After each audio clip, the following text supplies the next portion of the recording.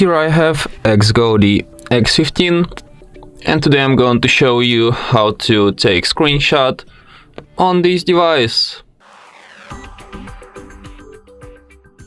So to do this, firstly you have to open screen which you want to capture. It could be just your home screen, or it could be settings, anything you want.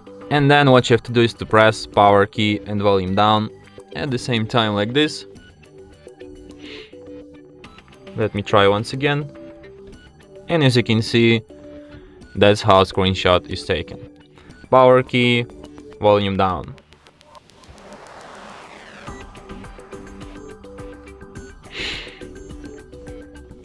Just like this.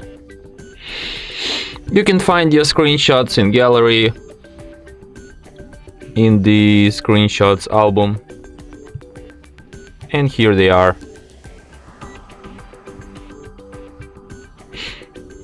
And from here you can share, edit, delete your screenshots, crop, and other stuff. And that's it. Thanks for watching. If you find this tutorial useful, don't forget to hit that like button and subscribe to our channel.